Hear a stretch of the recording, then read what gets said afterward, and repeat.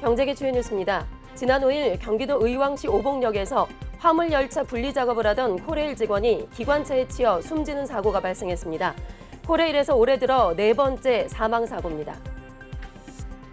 한국전력이 투자자를 모집하지 못해 회사채를 발행하지 못하는 상황이 잇따르고 있습니다. 레고랜드발 자금 경색이 확산되고 있는 것으로 보입니다. 포스코케미칼이 19개의 협력사 경영에 개입해서 이를 지키지 않을 경우 불이익을 준 정황이 드러났습니다. 공정위는 5억 8천만 원의 과징금을 부과하기로 잠정 결정했습니다. CJ그룹의 경영고문인 손봉남 여사가 지난 5일 별세했습니다. 고인의 빈소에 많은 정재계 인사들이 방문해 조문했습니다.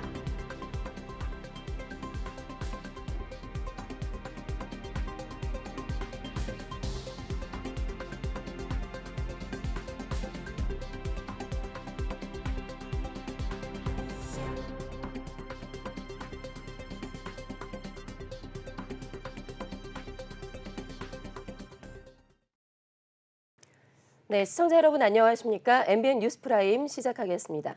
자, 오늘의 첫 코너는 경제계 주요 이슈를 살펴보는 이슈 대담 시간입니다. MBN 보도국의 유지 기자와 함께하겠습니다. 자, 유 기자 안녕하세요. 네, 안녕하세요. 네, 참 안타까운 사고 소식을 또 오늘 첫 소식으로 전하게 됐습니다. 지난 5일에 경기도 의왕시에 있는 오봉역에서 또 코레일 직원이 숨지는 사망 사고가 발생을 했는데요. 이 사고가 코레일에서 올해 들어서만 벌써 네 번째 사망 사고라고요. 네, 맞습니다. 코레일에서 올해 네 번째 사망 사고가 지난 5일 발생했습니다. 이번 사고에서 유명을 달리한 30대 직원은 화물차를 연결 분리하는 과정에서 사고가 난 것으로 전해졌습니다. 이날 30대 직원 A씨뿐만 아니라 20대 직원 B씨도 과호흡증의 증세를 보여 응급처치를 받았습니다. 예. 경찰과 코레일 등은 자세한 사고 경위를 조사하고 있습니다. 고용노동부는 중대재해처벌법 위반 여부 조사에 착수했습니다. 사고 현장에 감독관이 즉시 파견되고 또 모든 작업이 지금 중단이 된 상황입니다. 예. 이번 사고는 중대재해법이 시행된 이래 코레일에서 발생한 네 번째 사망 산재인데요. 앞서 지난 3월 14일 대전의 열차 검수고 사고, 7월 14일 서울 중랑역 승강장 배수로 사고, 9월 30일 경기 고양시 정발상역 스크린도어 교체 사고 등 세 번의 사고가 있었습니다. 예. 고용부는 한국철도공사에서 지속해서 중대재해가 발생하고 있다면서 중대재해처벌법과 산업안전보건법 위반 여부를 엄정히 수사해 입법 조치할 예정이다라고 밝혔습니다. 예. 참 저도 벌써 이런 소식을 몇 번째 전해드리는지 모르겠습니다. 최근에 이렇게 중대재해처벌법과 관련된 사고가 상당히 많은데요. 중대재해처벌법에 대해서 좀 자세하게 다시 한번 짚어볼까요? 네, 올해 1월 27일부터 시행 중인 중대재해처벌법은 상시근로자 50인 이상의 사업장에서 사고 예방을 위해 필요한 조치를 미리 하지 않았다면 사업주를 직접 처벌할 수 있는 법안입니다. 의무를 다하지 않은 사업주와 경영 책임자를 1년 이사의 징역 또는 10억 원 이하의 벌금에 처할 수 있게 합니다. 이번 오봉역 사고는 코레일 수도권 관역본부 관할로요. 상시근로자 50인을 둔 사업장이라 이 법이 적용이 됐습니다. 예. 자, 그런데요. 이런 중대재해처벌법 시행 이후에 오히려 산재 사망 사고가 늘었다라고 하던데 이게 사실입니까? 네, 법 시행 이후 산업 현장에서 산업재해 사망을 줄일 수 있을 것이라고 기대를 했는데 그 기대와 달리 중간 점검 결과 실제로는 법 시행 이후 되려 사망자 수가 늘어난 것으로 전해졌습니다. 올해 3분기까지 재해조상대사 사망사고는 총 483건, 사망자는 총 510명에 달했습니다. 사망사고 건수는 지난해 같은 기간에 비해 9건 감소했지만 사망자 수는 8명 늘었습니다. 그리고 2분기까지만 해도 중대재해 303건의 노동자 320명의 사망에 전년 동기 334건, 340명에 비해 재해 건수와 사망자가 모두 감소했지만요. 7월부터는 고용부가 산재 사망 경보를 발령할 정도로 사망자 수가 크게 늘었습니다. 예. 4분기에도 10월 SPL 평택공자 끼임 사고를 비롯해 추락 사고와 끼임 사고, 충돌 사고 등이 잇따라 발생했고요. 올해 들어 4차례나 사망 사고가 발생한 기업도 DLENC와 코레일 두 곳이나 됩니다. 네. 정말 안전은 아무리 강조하고 예방을 해도 지나치지가 않죠. 안전 불감증 사고가 더 이상 발생하지 않기를 좀 바라겠습니다. 네. 자, 두 번째 이슈로 넘어가겠습니다. 한국전력이 레고랜드 사태 이후에 지금 투자자를 모집하지 못해서 회사채를 발행하지 못하는 상황이 지금 계속되고 있다라는 것으로 들려오고 있습니다. 최근에 이와 같은 그 연이은 유찰은 상당히 좀 이례적이라면서요. 네, 맞습니다. 한전채는 정부가 지급 보증하는 AAA급 초우량 채권이고요. 금리도 높은 편이어서 최근 3년간 유찰 사례가 단 한 건도 없었습니다. 예. 늘 응찰액이 발행 예정액을 넘겼었는데요. 2020년에 3조 6천억 원의 한전채 입찰에 2.7배인 9조 8,400억 원의 자금이 몰렸었고요. 지난해에도 10조 7,500원 규모 입찰에 2.3배인 24조 5천억 원이 몰렸었습니다. 그러나 올해는 24조 5,500억 원 규모 발행에 1.8배 수준인 44조 6천억 원의 자금이 모이는 데 그쳤는데요. 특히 10월 이후엔 회사채 금리가 6%까지 올랐음에도 유찰 사례가 나타나고 있습니다. 예.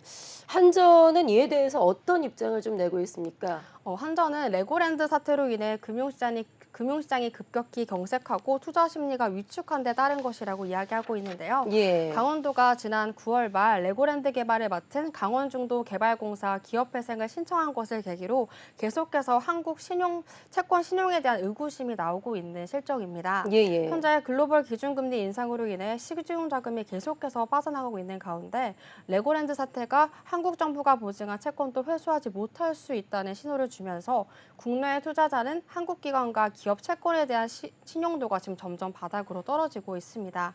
한전은 이런 사태를 해결할 해외 채권 추가 발행을 위해 기획재정부와 협의를 진행하고 또한 은행 차입 확대로 차입 재원을 다변화하는 방안을 모색할 것으로 보이는데요. 예예. 6조 원 규모의 자산 매각도 고려하고 있습니다. 또 정부도 함께 발벗고 나서고 있는데요.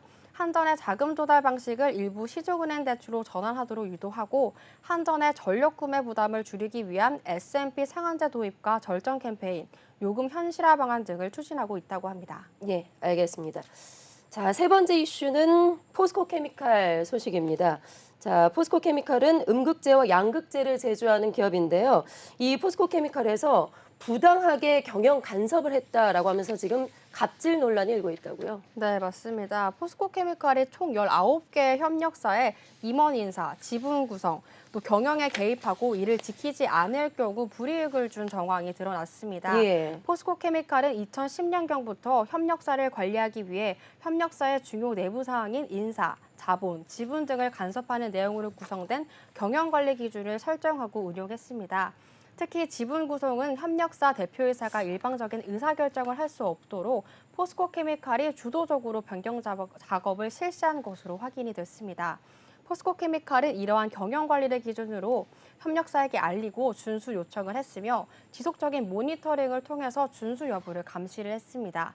또한 임원 인사에도 개입을 했는데요. 예예. 경영관리 기준에 설정된 임원의 임기가 도래하면 자사의 내부 직원이 후임자로 부임하게 하는 방식으로 협력사 임원 인사에 개입을 했습니다.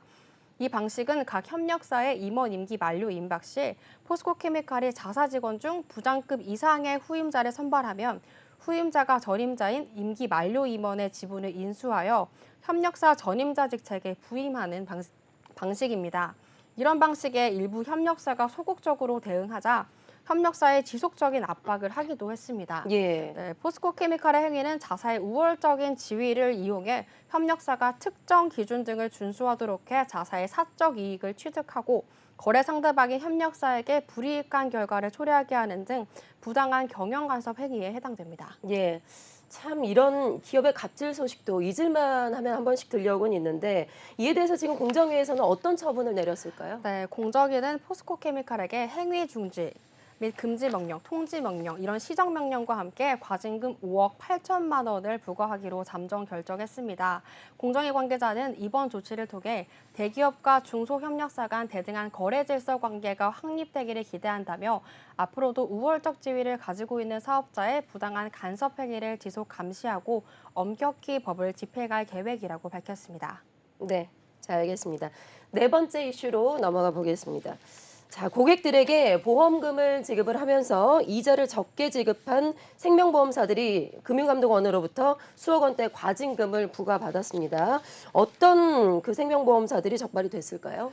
네, 6월 금감원 제재 공개안에 따르면요. 최근 검사 결과 한화생명, KB생명, DB생명, 미래에셋생명 등 4개 생보사가 기초서류 기재사항 준수 의무를 위반하고 보험금 지급 시 적립이자를 적게 지급했다고 알려졌습니다. 예. 각 보험사별 과징금 현황은 한화생명이 4억 8,100만 원, KB생명이 4억 4,500만 원, DB생명이 3억 1,500만 원, 미래에셋생명이 1억 9,800만 원이 부과됐습니다.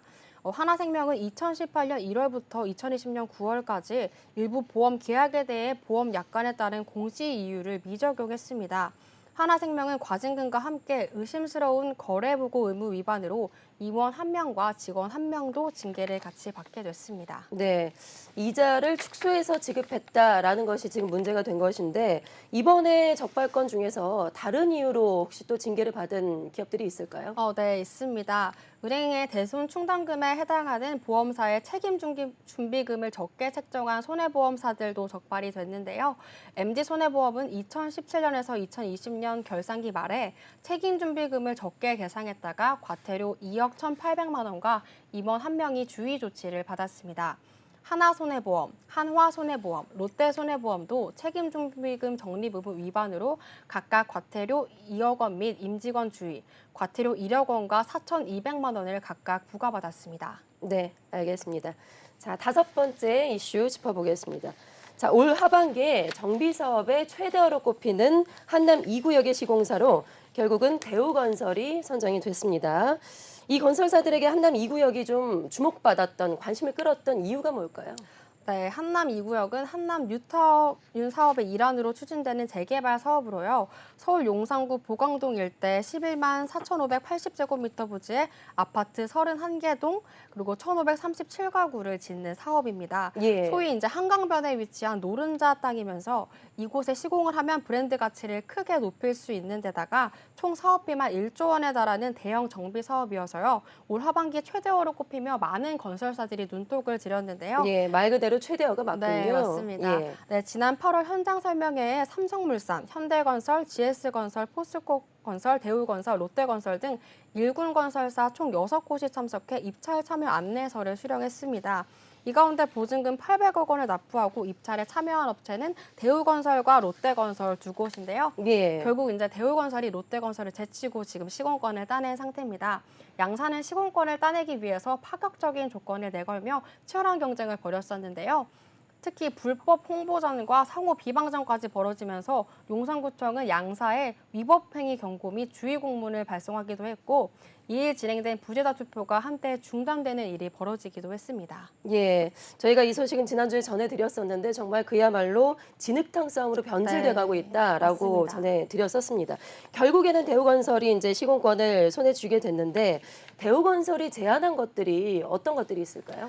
네, 일단 전체 조합원 908명 중 현장 참석한 760명 가운데 407표인 53.6%를 얻어 대우건설이 최종 선정이 됐고요. 대우건설은 한남 2구역에 한남 서밋 브랜드를 지금 제안을 한 상태입니다. 예. 이와 함께 사업비 전체 책임 조달, 최저 이주비 세대당 10억 원, 이주비 상환 1년 유예, 입주 2년 후 분담금 납부, 10년간 조경 서비스 및 단지의 층수를 기존 설계 14층에서 21층으로 높이는 내용의 대안 설계 118 프로젝트도 제시했습니다.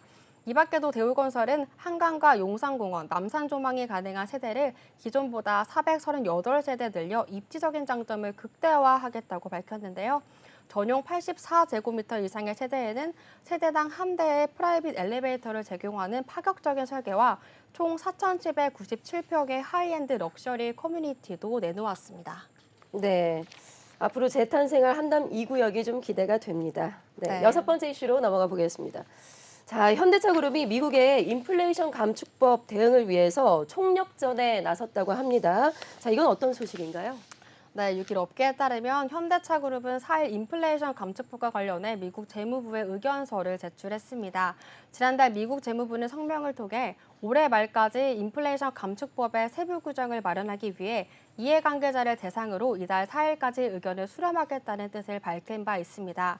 8월 16일 전격 발효된 인플레이션 감축법은 북미에서 최초 조립되고 북미에서 제조된 배터리 소재가 일정 비율 이상인 전기차에 한해서만 대당 $7,500, 약 한국 돈으로 1,000만 원의 세액공제 혜택이 주어진다는 내용을 담고 있는데요. 예. 현대차그룹은 북미산 전기차에만 세액공제를 제공하는 친환경 자동차 세액공제는 물론 인플레이션 감축법에 포함된 기업에 인센티브를 부여하는 다양한 조항에 대해 의견을 지금 전달을 했습니다. 미국과 FTA 체결국인 한국에서 조립되는 전기차에 세제 혜택을 부여하지 않는 것은 한미 FTA 내용과 정신에 모두 위배된다면서 법안 발효 이전에 미국 전기차 공장 건설에 대한 구속력 있는 약속을 한 법인에 제조한 전기차는 북미 조립 요건에 충족한 것으로 간주하거나 유예 기간을 허용해야 한다는 입장입니다. 예. 또 이와 함께 명시된 전기차 공장 신설 배터리 부품 판매 시 세액을 공제하는 조항에 대해서도 의견을 제출했습니다. 예. 정의선 현대차 회장이 지난주에도 미국 현지를 방문을 했고 네. 벌써 올해 들어서만 여섯 번째 방문이라고 네. 하는데 그야말로 정말 총력전을 펼치고 있는 네, 것 같습니다. 맞습니다. 자, 그리고요. 배터리 합작법인을 설립할 계획도 있다고요? 네, 맞습니다. 지난달 24일 3분기 실적 발표 컨퍼런스 콜에서 현대차 서강영 부사장은요. 배터리 부품의 경우 전동화 전환의 핵심 부품을 안정적으로 조달할 수 있도록 합작법인 설립을 포함해 다각적인 현지화 대응 방안을 검토 중이라고 말했습니다. 예. 서 부사장은 특히 배터리 밸류체인의 경우 향후 미국 외 다른 지역에서도 유사한 규제가 도입될 것으로 전망되고 있다면서 해당 지역 내 공급망 검토 및 주요 부품 리사이클링에도 적극 참여할 계획이라고 말했습니다. 예. 자, 7번째 이슈로 넘어가 보겠습니다. 자, 산업통상자원부가 CVC 펀드 모집을 시작했다라는 소식이 들어있는데요.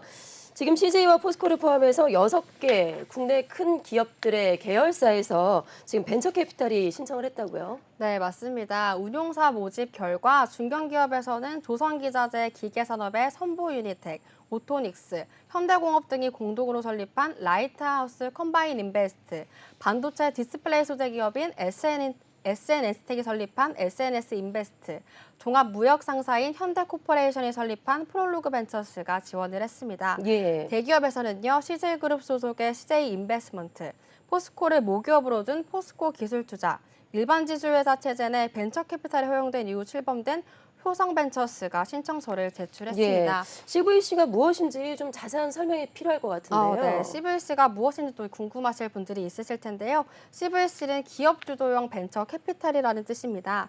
공급망 강화와 협업 기업 발굴, 신시장 개척 등 전략적 목적을 가지고 금융기관이 아닌 일반 기업을 출자해 설립한 벤처 캐피탈을 말합니다. 네. 그럼요. 운영사별로 지금 제시한 그 펀드 조성 목표 금액이 얼마나 될까요? 네, 각 운영사별로 제시한 펀드 조성 목표 금액은요, 총 2,810억 원으로 애초 조성 목표인 800억 원의 3.5배에 달합니다.